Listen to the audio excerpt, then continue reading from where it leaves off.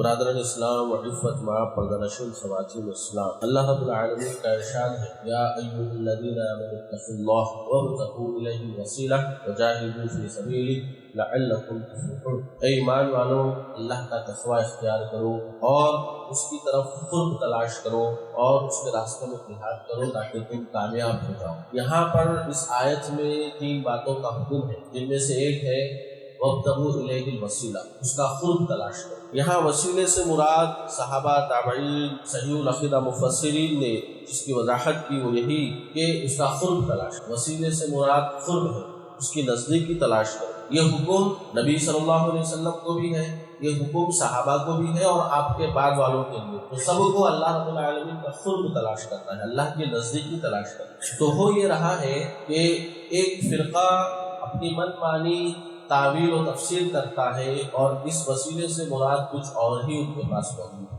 آپ کو پتہ ہونا چاہیے کہ وسیلے کے اور بھی معنی آتے ہیں، جیسا کہ اللہم آت محمد الوسیلہ، نبی صلی اللہ علیہ وسلم کے حق میں ہم دعا کرتے ہیں اللہ ان کو وسیلہ عطا کر۔ تو یہ جنت کا سب سے اعلیٰ مقام ہے جو عرش برین کے بہت زیادہ قریب ہے۔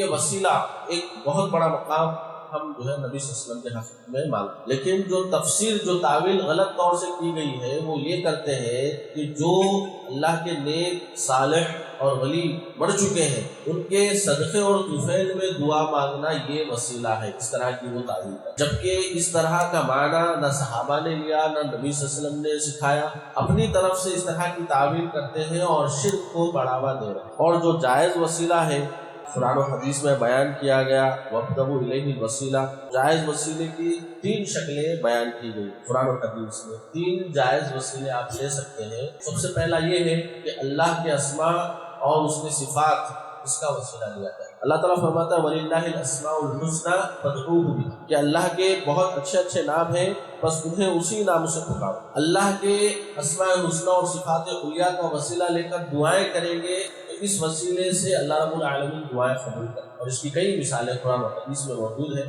جیسا کہ کوئی اگر بیمار ہو جائے اللہم انت الشافی لا شفاء الا شفاء شفاء لا یغادر سقما، اے اللہ تو ہی شفا دینے والا، تیرے سوا کوئی شفا نہیں دے سکتا، ہمیں ایسی شفا عطا فرما کہ جس کے بعد کوئی بیماری باقی نہ بچے۔ تو جب شفا کے تعلق سے دعا کی جا رہی ہے تو اللہ کا اسم الشافی، شفا دینے والا، اس نام کے وسیلے سے اللہ سے دعا کی جاتی ہے۔ پھر دیکھیے اگر کوئی بندہ بیمار ہوتا ہے، ایوب علیہ السلام جو دعا کرتے ہیں ربی انی مسنی الضر وانت ارحم الراحمین، ارحم الراحمین کے وسیلے سے دعا کر رہے ہیں، تو رحم کرنے والوں میں سب سے زیادہ رحم کرنے والا۔ تو جب بہت زیادہ رحم کرنے والا ہے تو وہ اپنے بندوں کو تکلیف میں نہیں رکھتا، تو اس وسیلے سے انہوں نے دعا فرمائی۔ اسی طرح کسی کو رزق چاہیے، رزاق کے وسیلے سے دعا کر سکتے، توبہ استغفار کرنا ہے، غفور، تواب، غفار، اس ناموں کے وسیلے سے ہم دعا کر سکتے ہیں۔ دوسری جائز صورت وسیلے کی یہ ہے کہ اپنے نیک اعمال کے وسیلے میں دعا کریں۔ اللہ رب العالمین فرماتا ہے یا ایھا الذین آمنوا استعینوا بالصبر والصلاۃ ان اللہ مع الصابرین، اے ایمان والو صبر کے ذریعے سے، صلاح کے ذریعے سے اللہ سے مدد طلب کرو، بے شک اللہ تعالیٰ صبر کرنے والوں کے ساتھ۔ تو یہاں پر صبر یہ عمل ہے، صلاح یہ عمل ہے، ان اعمال کے وسیلے سے دعا کرو گے تو اللہ کی مدد تمہارے شامل ہاتھ ہو جائے۔ آپ دیکھتے ہیں کہ حضرت انس رضی اللہ عنہ جب ان سے کہا گیا کہ آپ کے باغ میں قحط پڑا ہوا ہے، زمین میں اناج نہیں ہے، تو وہ گئے 2 رکعت نماز پڑھ کے دعا کری، اور دعا کرتے ہی جو ہے بادل آئے اور ان کی زمین کو سیراب کرے۔ تو نماز کے ذریعے سے انہوں نے وسیلہ لے کر دعا کی تو اللہ رب العالمین نے بارش کی۔ اور اسی طرح آپ دیکھتے ہیں جو سارہ علیہ السلام ہے، ابراہیم علیہ السلام کی زوج مطہرہ ہے، جب بادشاہ نے ان کی طرف بد نیتی سے ہاتھ آگے بڑھانا چاہا، انہوں نے بھی 2 رکعت نماز پڑھی اور دعا کی اے اللہ میں تجھ پر، تیرے رسول پر ایمان لائی ہوں اور اپنی عفت و عصمت کی حفاظت کرتے آ رہی ہوں، اے اللہ اس وجہ سے مجھے اس بدکردار آدمی کا ہاتھ مجھ پر نہ آنے دینا۔ تو اللہ رب العالمین نے ان کی دعا قبول کی اور وہ بادشاہ ساکت ہو گیا، جم گیا۔ پھر فرمایا کہ اس کو مار مت دینا، کہیں الزام ان پر آ جائے گا اور پھر ان کو سزا مل سکتی ہے، تو ان کو پھر ٹھیک کر دیا گیا۔ اس نے پھر ہاتھ بڑھانا چاہا، پھر انہوں نے یہی دعا فرمائی، اپنے نیک اعمال کا وسیلہ دیا کہ میں ایمان لائی ہوں اور اپنے عفت و عصمت کی حفاظت کر رہی ہوں۔ یہ نیک عمل کا انہوں نے وسیلہ دے کر اللہ سے دعا کی تو اللہ رب العالمین نے اس بد کردار بادشاہ کو پھر سے جما دیا، ٹھہرا دیا۔ پھر ان کی دعا پر وہ پھر سے صحیح ہوا۔ پھر آگے چل کے 3 دفعہ کے بعد اس نے کیا کیا، اپنی بیٹی ہاجر کو، ہاجرہ بھی کہا گیا، تو اس کو جو ہے تحفے میں پیش کیا، تحفہ دیا، اپنی بچی کو ابراہیم علیہ السلام کے حضور پیش کر دیا۔ انہوں نے اپنے نیک اعمال کے وسیلے سے دعائیں کی تو اللہ رب العالمین نے ان کی مدد فرمائی۔ اور ایک سب سے بڑا اہم واقعہ نبی صلی اللہ علیہ وسلم 3 غار والوں کا واقعہ سناتے ہیں کہ غار میں پناہ لینے کے لیے وہ پہنچے بارش کی وجہ سے، تو ایک پتھر آ کر ان کے غار کے دہانے میں، جہاں سے وہ اندر داخل ہوئے تھے، جو سامنے جگہ تھی، وہاں پر ایک پتھر آ کر اس حصے کو پیک کر دیا۔ تو اب نکلنے کی کوئی راہ نہیں ہے باہر، تو انہوں نے کیا کیا کہ ہم اپنے نیک اعمال کے وسیلے سے اللہ سے دعا کریں۔ تو ایک شخص کہتا ہے، اے اللہ میرے بوڑھے ماں باپ ہیں، میں ان کی خدمت میں لگا رہتا ہوں، رات رات اٹھ جاگ کے ان کے سرحانے ٹھہرا رہتا ہوں، اپنے بیوی بچوں سے زیادہ ان کا خیال کرتا ہوں، اے اللہ یہ تیری رضا کی خاطر میں کرتا ہوں، اگر یہ عمل تیرے لیے ہے تو اے اللہ ہمیں اس مصیبت سے نجات عطا فرما۔ تو اللہ رب العالمین اس چٹان کو اس غار کے دہانے سے تھوڑا سا ہٹا دیتا کہ ان کو سانس آ سکے۔ پھر دوسرے شخص جو ہے کہتا ہے کہ اے اللہ میرے پاس ایک مزدور تھا، وہ اپنی اجرت لینے سے پہلے چلا گیا اور بہت دنوں بعد وہ اجرت لینے کے لیے آیا، تو میں نے کہا کہ یہ جو ریوڑ ہے یہ پورے کا پورا تمہارا۔ وہ کہتا ہے کہ آپ مذاق کر رہے ہیں؟ میں نے کہا نہیں، بلکہ تمہاری جو اجرت تھی میں نے اس کو اپنے کاروبار میں لگایا اور اتنا منافع ہوا جو منافع کے یہ ریوڑ کی شکل میں موجود ہے، تو اللہ یہ میں نے تیری رضا کی خاطر کیا ہے، تو اس مصیبت سے ہم کو نجات دے۔ تو اللہ رب العالمین اور زیادہ جو ہے اس چٹان کو اس دہانے سے ہٹا دے۔ پھر تیسرا شخص جو ہے اپنے ایک عمل کے وسیلہ جو ہے دیتا ہے کہ اے اللہ میں جو ہے بڑا گناہگار تھا، بد کردار تھا، 100 اشرفیہ دے کر ایک عورت سے جو ہے بد کرداری کرنے کے لیے پہنچا، لیکن اس نے کہا کہ اللہ سے ڈرو، اے اللہ میں اس سے ڈر کر اس عمل سے رک گیا، تو اے اللہ یہ جو میں کام کیا یعنی تیرا تقوی جو اختیار کیا تو یہ اللہ تیری خاطر کیا ہوں، تو اس وجہ سے ہمیں اس مصیبت سے نجات دے۔ تو اللہ رب العالمین وہ پوری طرح سے چٹان ہٹا دیتا ہے اور وہ نکل جاتا ہے۔ تو اعمال کا وسیلہ دے کر دعائیں کرنا یہ جو ہے ثابت ہے، جائز ہے۔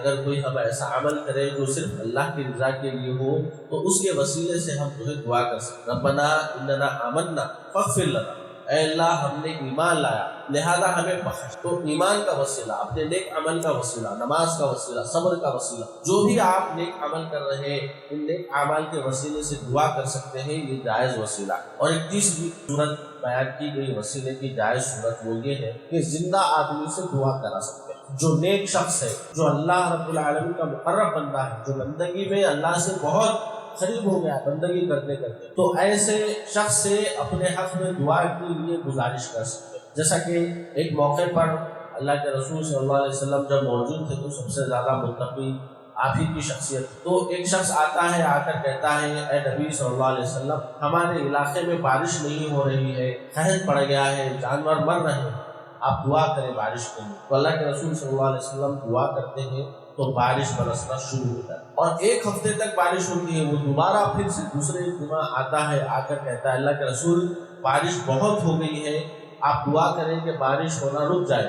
تو اللہ کے رسول دعا کراتے ہیں تو کیا ہوتا ہے کہ وہ بارش دوسری جگہوں پر، اے اللہ دوسری جگہوں پر، چٹانوں پر، جنگلوں میں بارش کو موڑ دے تو وہ بارش پہنچ جاتی ہے دوسری جگہ۔ تو اس طرح زندہ شخص سے دعا کرا سکتے ہیں، لیکن دیکھیے آپ کہ مردہ شخص کا وسیلہ لینا جائز نہیں، کسی کی شخصیت کا، کسی کی ذات کا وسیلہ لینا جائز نہیں۔ کوئی زندہ شخص ہے تو اے اللہ اس زندہ شخص کے وسیلے میں میری دعا قبول فرما نہیں کہہ سکتے، زندہ شخص کے ذات کے وسیلے سے دعا نہیں کر سکتے، بلکہ زندہ شخص ہے تو اس کے پاس جا کر گزارش کر سکتے ہیں، دعا کر لیتے۔ زندہ شخص کا وسیلے کا مطلب یہ ہے کہ اس کے پاس جا کر ہمارے حق میں دعا کریں، یا اللہ رب العالمین سے یہ پرابلم آئی ہے معاشرے میں، بارش کا مسئلہ ہے، آپ اس کے لیے دعا کریں اللہ رب العالمین۔ تو دعا کی گزارش کرنا ہے، وسیلے کا مطلب دعا کی گزارش کرنا ہے۔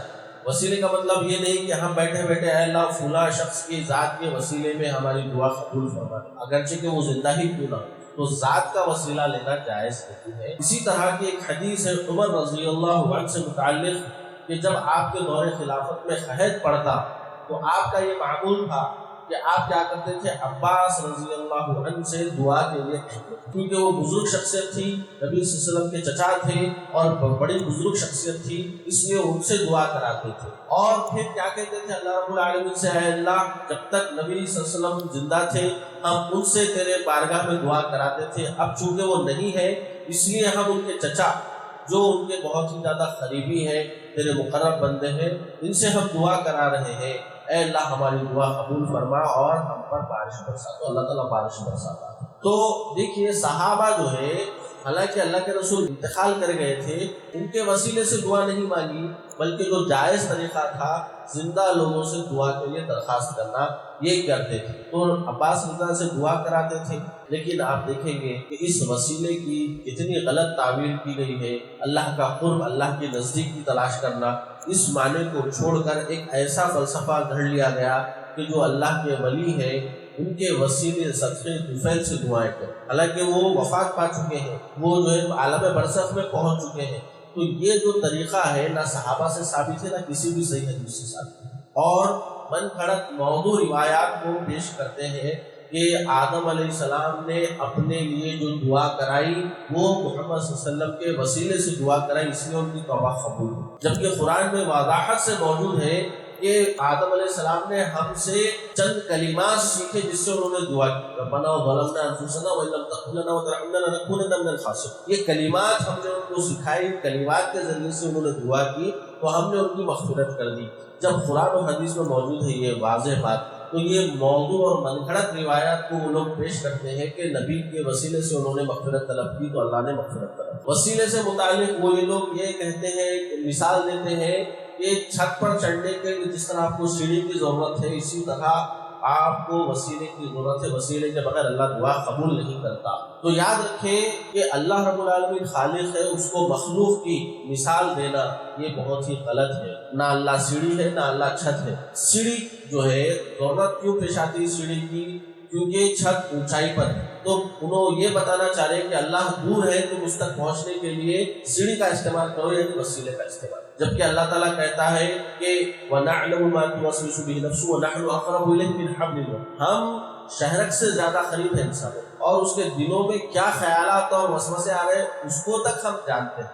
تو اللہ تعالیٰ دور نہیں ہے، اپنے علم اور قدرت سے کے ذریعے سے پورے انسانوں کے بہت زیادہ قریب ہے، شہرک سے زیادہ قریب ہے۔ اس کے دل کے بھیدوں کو اللہ تعالیٰ جانتا ہے، اس کو لب ہلانے کی بھی ضرورت نہیں ہے، اس کے دل میں کیا چل رہا ہے، اس کے ذہن میں کیا چل رہا ہے، اس بات کا تک اللہ رب العالمین کو علم ہے۔ اور ہمیں سیڑھی کی ضرورت اس لیے پڑتی ہے کہ چھت نیچے نہیں آ سکتی، چھت اپنی جگہ پر رہتی ہے، اس لیے سیڑھی کی ضرورت پڑتی ہے۔ جبکہ اللہ رب العالمین سے متعلق آتا ہے کہ اللہ رب العالمین ہر رات آخری پہر یعنی تہجد کے وقت آسمان دنیا پر آ جاتا ہے، پہلے آسمان پر آ جاتا ہے، آ کر ندا لگاتا ہے کون ہے جو مجھ سے مغفرت طلب کرے کہ میں اس کی مغفرت کروں، کون ہے جو مجھ سے سوال کرے میں اس کے سوال کو پورا کروں۔ اس طرح تو اللہ رب العالمین کے لیے اس طرح کی مثالیں دینا مخلوقات کی بہت ہی غلط ہے، اس طرح کی مثالیں اللہ کو مت دو۔ پھر فرماتے ہیں اور ایک مثال یہ بیان کرتے ہیں کہ آپ کو بڑے افسر تک پہنچنے کے لیے ڈائریکٹ آپ کو نہیں، پیون سے ہوتے ہوئے اور درباری سے ہوتے ہوئے آپ کو اجازت لے کر سیکیورٹی پاس کرتے ہوئے تلاشی